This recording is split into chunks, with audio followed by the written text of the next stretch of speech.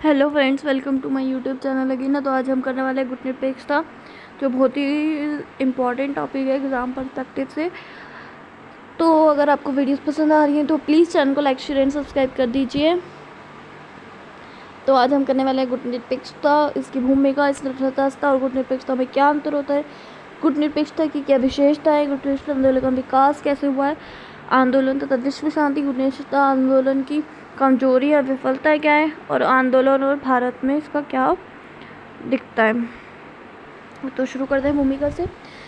निसंदेह गुटनिरपेक्षता भारतीय विदेश नीति की आधारशिला है। इस नीति को सर्वप्रथम व्यवहारिक रूप देने का श्रेय भारत के प्रथम प्रधानमंत्री श्री जवाहरलाल नेहरू को है। गुटनिरपेक्षता की नीति को अपनाते समय उन्होंने कहा था कि यदि हम अपने आप को किसी एक गुट के साथ जोड़ लेते हैं तो एक प्रकार से शायद हम यह अच्छा कदम सिद्ध होगा, लेकिन हमें ही नहीं बल्कि संपूर्ण दुनिया को इससे लाभ की अपेक्षा हानि ही होगी। इससे हम दुनिया में अपने प्रभाव का प्रयोग नहीं कर सकेंगे। उन्होंने यह भी कहा था कि मैं तटस्थ शब्द का प्रयोग नहीं करता, क्योंकि उसका प्रयोग सामान्य रूप से युद्ध काल में होता है। शांति काल में भी इससे एक प्रकार के युद्ध की मनोवृत्ति प्रकट होती है।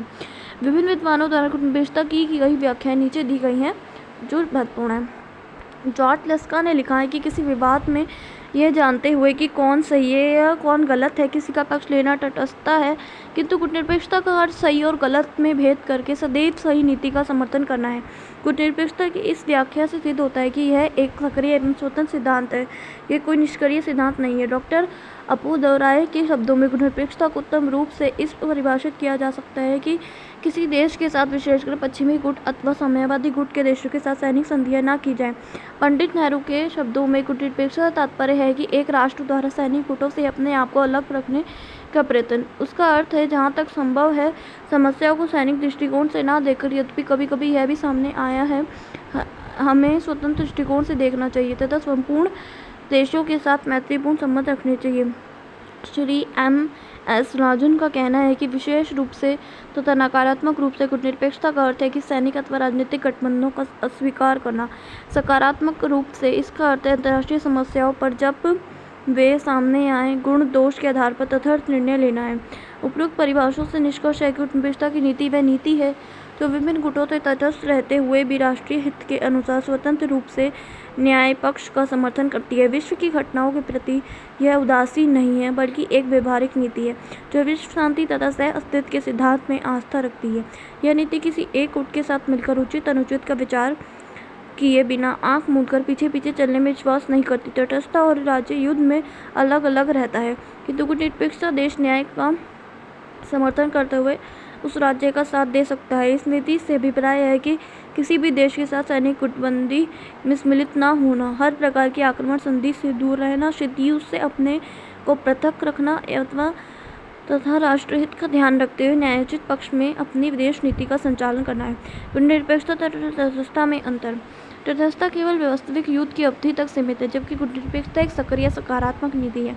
गुटनिरपेक्षता राष्ट्र शीत युद्ध में अपने को पृथक रखते हैं। गुटनिरपेक्षता को हम सकारात्मक तटस्थता कह सकते हैं। तटस्थता को दो आक्रमण राष्ट्रों के प्रति उदासीनता का दृष्टिकोण है। इसके विपरीत गुटनिरपेक्षता राष्ट्र न्याय पक्ष का समर्थन करता है। तटस्थता एक प्रकार से एकाकीपन की अवस्था है, जबकि गुटनिरपेक्षता की नीति का उद्देश्य विधेयात्मक है। गुटनिरपेक्षता एक स्थायी सिद्धांत है।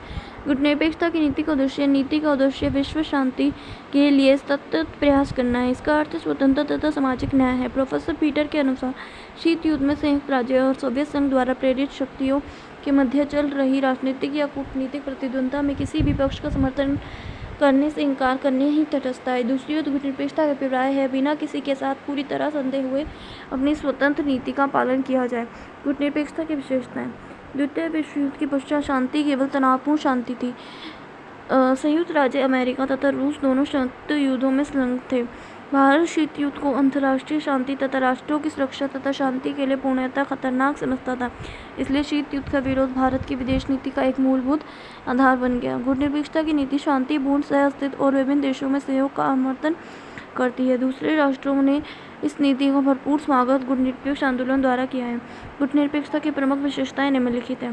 गुटनिरपेक्षता की नीति सैनिक सुरक्षा संधियों का विरोध करती है। पंडित नेहरू के शब्दों में जब हम यह कहते हैं कि हम गुटनिरपेक्ष नीति पर चलते हैं तो स्पष्टतः इसका अर्थ है कि सैनिक गुटों से गुटनिरपेक्षता कूटनीतिकता प्रत्येक प्रकार की सैनिक सुरक्षा संधियों का विरोध करती है जो तनाव तथा शक्ति राजनीति की अपेक्षा और कुछ नहीं है। यह नाटो पीटो तथा वार्सा पैकेट आदि सुरक्षा संधियों का विरोध करती है और उन्हें शीत युद्ध के साधन मानती है। कूटनीतिकता की नीति को मानने वालों का यह विचार है कि ये गठबंधन विश्व शांति के लिए खतरा है।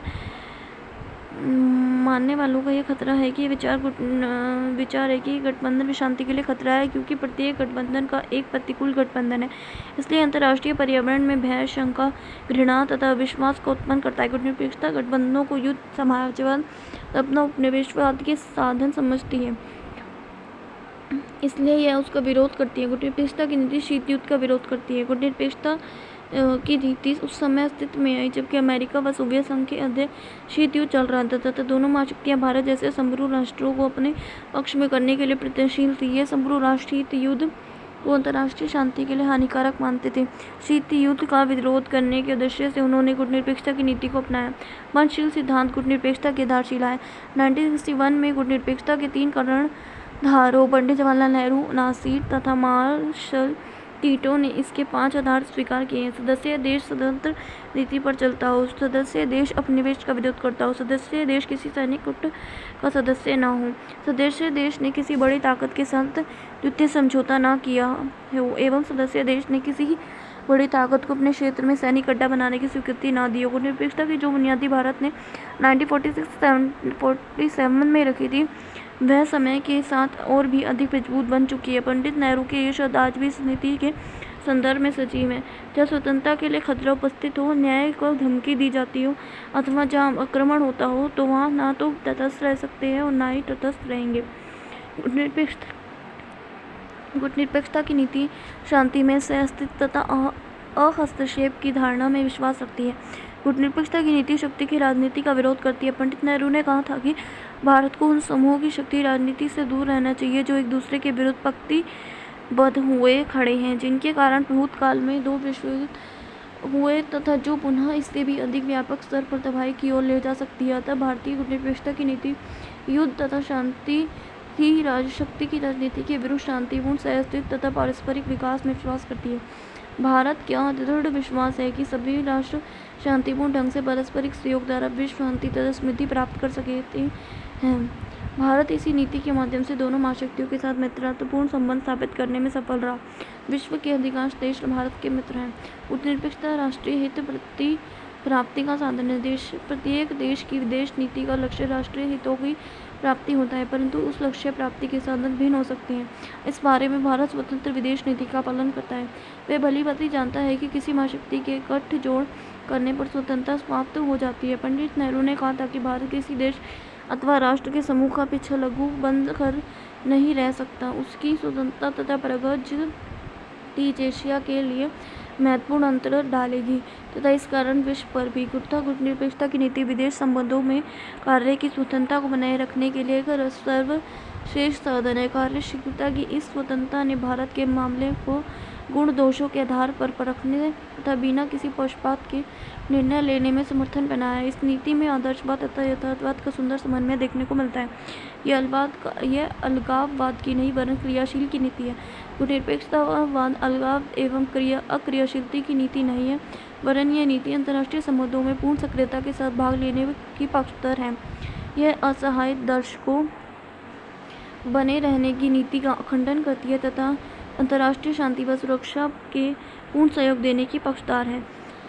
कूटनीतिकता की नीति शस्त्रीकरण के पक्ष में नहीं है। यह नीति शस्त्रीकरण को हस्तोरित करती है। यह आर्थिक समृद्धि तथा शांतिपूर्ण विकास को महत्व प्रदान करती है।